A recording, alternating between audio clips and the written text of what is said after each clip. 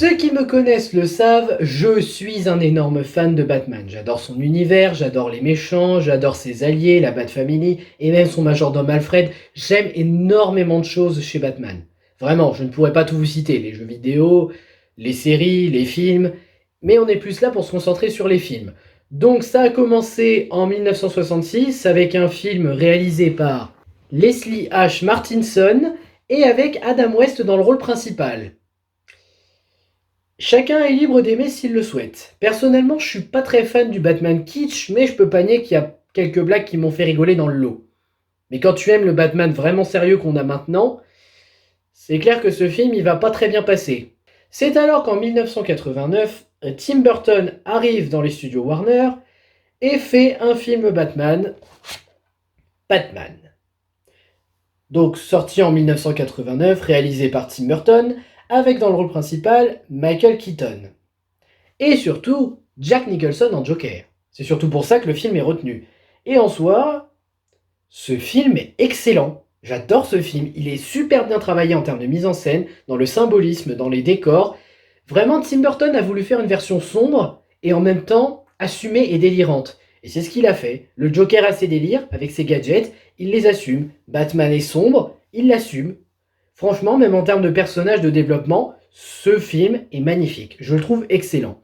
Le seul reproche que je ferais à ce film, c'est juste le fait que le Joker n'arrive pas vraiment à piéger Batman. Mais ça, c'est peut-être dû à moi qui suis habitué à ce que le Joker arrive à piéger Batman et que Batman arrive à le piéger à son tour. Je ne sais pas. En tout cas, ce film, il est vraiment génial. Je vous le recommande si vous ne l'avez pas encore vu. En 1992, une suite est alors commandée. Mais le problème est que la suite, Tim Burton ne voulait pas la faire à la base.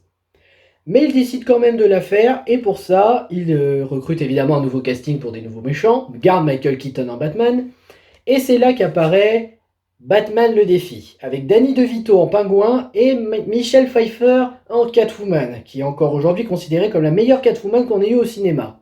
Je vais peut-être me faire haïr par les fans, mais je le trouve meilleur que le précédent. Bon alors, ne me dites pas ce que je n'ai pas dit. Je préfère le Joker en termes des 3 méchants qui nous sont proposés. Mais on peut pas nier que le défi, pour moi, est mieux travaillé. Il est plus assumé, il est plus sombre, oui. D'ailleurs, on va en reparler après de ça. Mais en termes de mise en scène, il est excellent. Tim Burton, encore une fois, a assumé ce qu'il faisait. Même dans le côté, j'ai envie de dire délirant, parce que quand tu vois ce que le pingouin a chez lui, c'est assez dingue. Mais en tout cas, ce film, pour moi, c'est un chef-d'œuvre de Batman. Le problème est que ce film, à la base, était pour les enfants. Et quand on voit tout le sombre qu'il y avait dedans, les parents n'étaient pas ravis que les enfants aillent voir ce genre de truc. Même si c'est un film Batman. C'est alors que le réalisateur a changé. Tim Burton a été renvoyé pour laisser place à Joel Schumacher, qui réalisera Batman Forever. Alors Batman Forever, pour moi, c'est le premier ovni. C'est-à-dire que je comprends pas ce film. Alors, si vous voulez un Batman kitsch pour rigoler un peu, ça va, franchement, il se tient ce film, mais sincèrement, je l'aime pas beaucoup. Après, ce que je peux reconnaître, c'est que Val Kilmer est pas trop mauvais en Batman. Par contre, en Bruce Wayne, il se fait chier, ça se voit. Le Robin, joué par Chris O'Donnell, est correct. Il a un bon développement. Et surtout, il a un beau costume. Moi qui pensais que c'était à partir de Titan que Robin avait un beau costume, mais je me suis trompé lourdement. Donc voilà, double face avec Tommy Lee Jones. Non, non, ça va pas.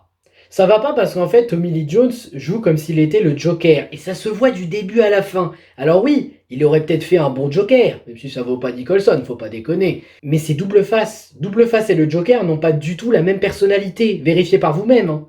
Avec les séries ou même avec certains films. Vous verrez que j'ai raison, normalement ils sont pas pareils tous les deux. Sauf que là, double face, on dirait un Joker numéro 2. Et ça va pas. Par contre, Jim Carrey, l'homme mystère, génial. C'est peut-être un des meilleurs points du film d'ailleurs. Étant donné que le film a marché financièrement, malgré que les critiques soient assez divisées, ce que je peux comprendre parce que j'en faisais partie, est arrivé un nouveau film Batman. Et là, on va toucher le fond du puits. Mais le puits, il est tellement profond, on n'aurait jamais cru que Batman pourrait remonter. Batman et Robin. Mon Dieu. Ce film est nul. Même pour le côté kitsch, même pour le côté rigolo, pour le côté nanar, je le trouve nul. Gotham City est moche, c'est beaucoup trop coloré, même pour un film kitsch, je trouve que c'est abusé. Parce qu'en plus, ça essaye de se prendre au sérieux. Ah oui, là où Forever, Ça se prenait un peu au sérieux, mais ça restait un peu... Bah, disons que ça avait conscience de ce qu'il faisait, Batman et Robin se prend totalement au sérieux. Avec Arnold Schwarzenegger en Mr. Freeze, ça aurait pu être un bon casting, mais il n'y arrive pas. Uma Thurman en Poison Ivy, elle en fait des caisses, ça va pas du tout. Et j'ai pas retenu le nom de l'acteur qui joue Bane, et sincèrement, je veux pas m'en souvenir. Parce que là, Bane, c'est juste un gros tamus en mode grrr, je suis méchant. Non, Bane, c'est pas ça à la base. Hein. Bane, c'est plus profond. Enfin bon, je m'égare. D'ailleurs, ici, je l'ai pas dit, mais Val Kilmer est remplacé par George Clooney. Il est encore pire en termes d'acting. En tant que Bruce, il passe son temps à sourire, et en tant que Batman, alors là, c'est l'hécatombe. Il se fait chier, même quand il assomme un ennemi, qu'il le combat, c'est nul. Ah oui, et Chris O'Donnell, bon, il joue pas trop mal, mais son personnage est détestable. Si, je déteste ce Robin, qui fait sa petite crise d'ado en mode mais Batman, tu me fais pas confiance !» Vous avez déjà traversé ça dans le précédent opus. Vous pourriez innover un peu. Bref, ce fut la mort de Batman, pour beaucoup d'entre nous. Enfin, pas moi parce que j'avais 2 ans et j'avais pas vu le film à l'époque. Mais ce fut la mort de Batman. Et c'est alors qu'arriva un nouveau film Batman. Où es-tu? Ici.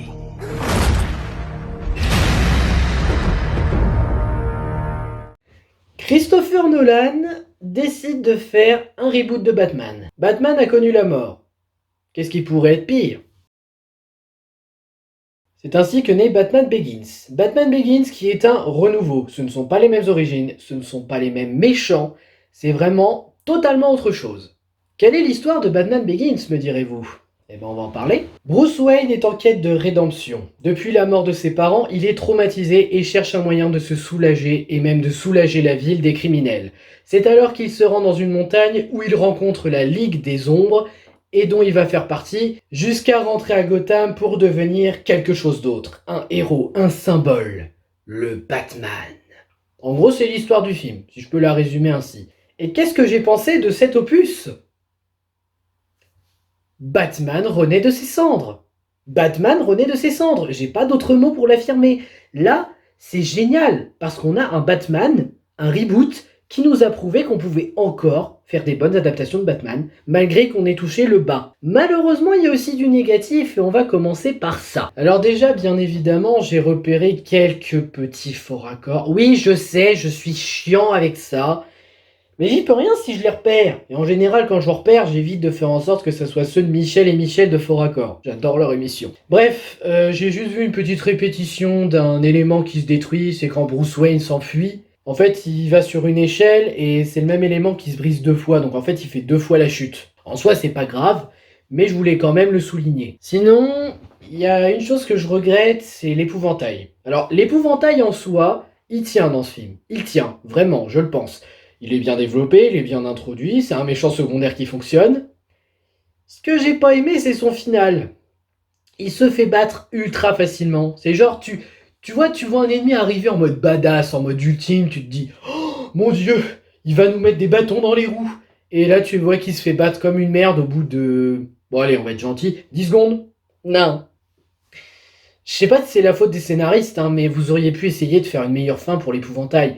Même si c'est pour le ramener pour la suite, vous auriez pu essayer. Bon, après, c'est un regret, c'est pas un drame, mais quand même. Il y a quelques petites blagues aussi que j'ai pas trop appréciées, mais honnêtement, c'est pas des blagues qui t'obligent à rigoler, c'est juste des blagues qui ont été placées comme ça pour essayer de te faire sourire. Et enfin, je peux pas vous nier que j'ai deviné qui était le vrai méchant, en fait. Je sais pas, je sais pas comment j'ai fait, je sais même pas, hein, mais vraiment, j'ai deviné.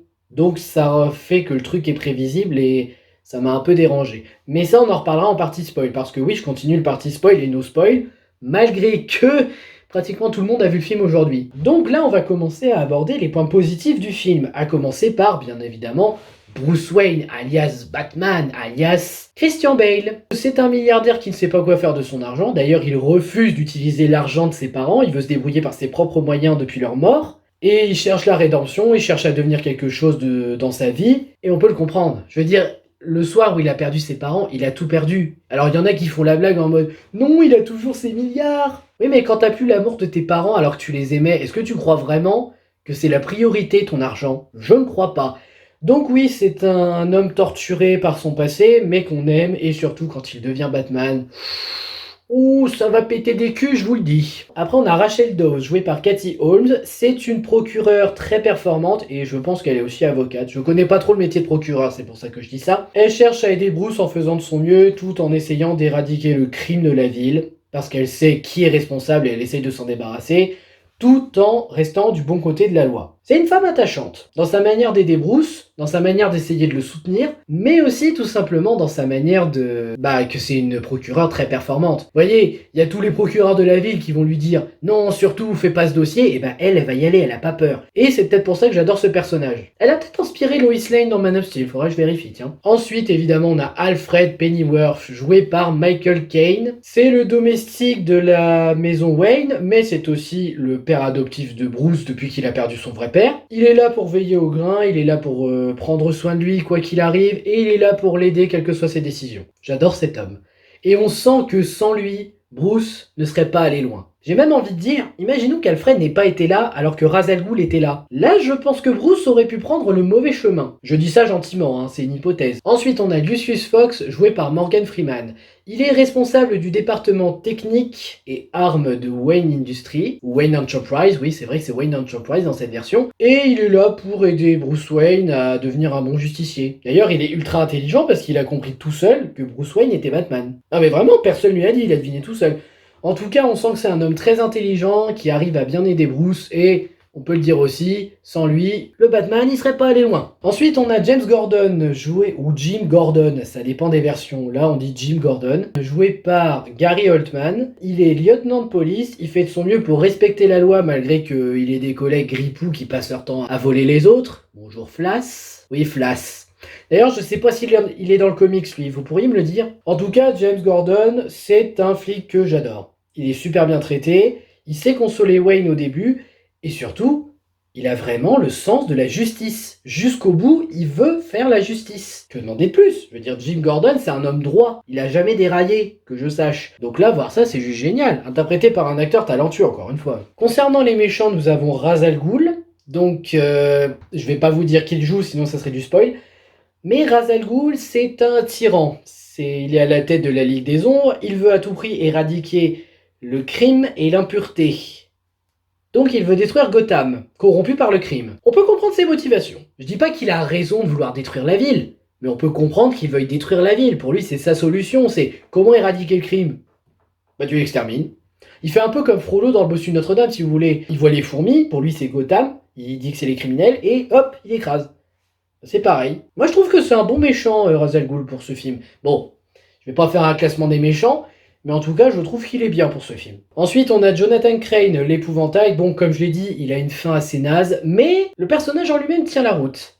C'est un psychiatre obsédé par la peur, qui n'hésite pas à utiliser sa toxine personnelle quand il a des problèmes. Et en soi, ça se tient. Je veux dire, c'est vrai qu'on sait pas grand-chose de Jonathan Crane, à part que c'est un psychiatre, mais pour protéger ses arrières, comme il l'a fait là, ça peut se comprendre ce qu'il fait.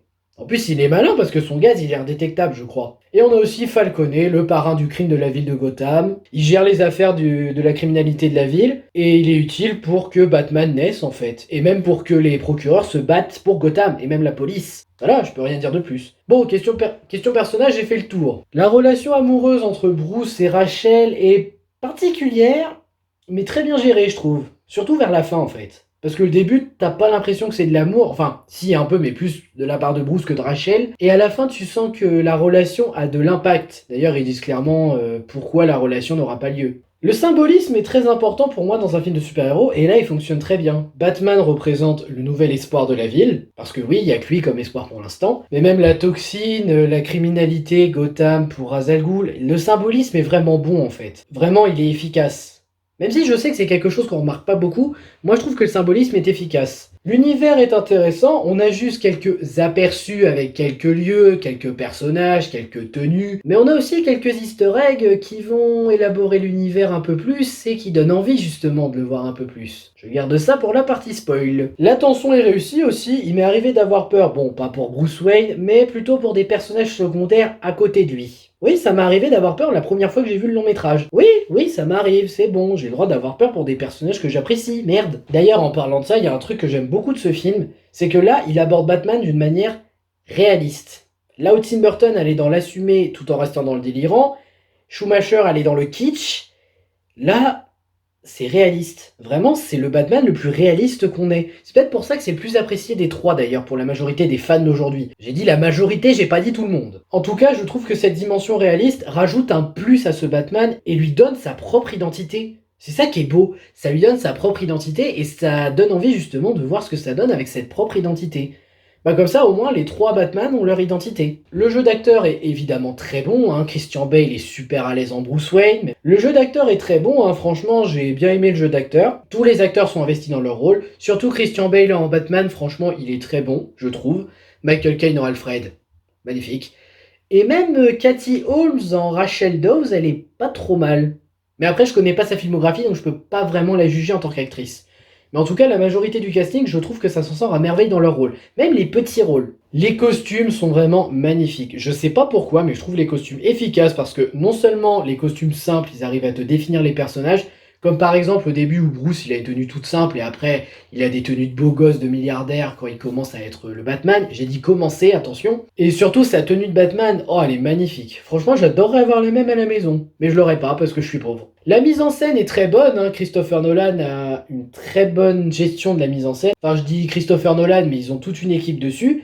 Et en soi, la mise en scène est très efficace, on arrive à comprendre ce qui se passe sans dialogue. Il y a de l'inattendu qui fonctionne, mais ça, encore une fois, on en parlera en partie spoil. Les évolutions sont très bonnes, il n'y a pas que Bruce Wayne qui évolue, il y a aussi d'autres personnages, et ça fonctionne. Les musiques sont somptueuses, sincèrement, j'aime énormément les musiques. Même si c'est pas mon préféré en termes de musique, mais sincèrement, j'adore. Surtout le thème principal de Batman, il est juste mythique. Ah, vraiment, je pourrais l'écouter en boucle pendant 1 heure. Les décors sont très beaux, les effets spéciaux sont de bonne qualité, et les moments d'action sont cool. Maintenant, on va pouvoir passer à la partie spoil. Alors, partie spoil, j'ai pas grand chose à dire, mais je vais quand même le dire. Déjà, en reparlant du prévisible, il y a un truc qui était vraiment pour moi très prévisible, c'est que Liam Neeson était Ra's al Ghul. Alors, je dis pas que c'est mal fait, hein, mais Nolan a bien géré le fait qu'on se pose des questions sur lui. Parce qu'on voit Ra's al Ghul mourir au début, mais moi, personnellement, je me suis dit, il a tué Ra's al Ghul, et là, il y a Liam Neeson, je pense qu'il va revenir après. Et oui, il est revenu. Et en fait, c'est le Ra's al Ghul depuis le début. Bon, après, faut pas oublier que parfois, Ra's al Ghul, c'est un nom qu'il se passe, hein, donc voilà. Mais honnêtement, moi, je l'ai vu venir. Mais vraiment, c'est le seul reproche que je ferais, je l'ai vu venir. Et sinon, la fin, je l'aime beaucoup. Mais en fait, je l'aime beaucoup pour une simple raison. Parce qu'on a un easter egg du Joker. Le Joker de Christopher Nolan, joué par Heath Ledger, mais ça on en reparlera après avec le deuxième film. Mais sincèrement, quand j'ai vu cet easter egg la première fois, j'avais un de ces sourires. Oui, parce que le Joker est mon méchant préféré d'ici, hein, je préfère le dire. Donc évidemment, cette fin easter egg, il y en a qui diront que c'est trop évident, mais de l'autre côté, je pense que c'était un pari risqué. C'est-à-dire que le Joker était réellement prévu dans la suite, mais qu'ils étaient en train de réfléchir à ce que ça va donner. Et ben on va en parler avec le deuxième film. Donc c'est parti pour le deuxième film.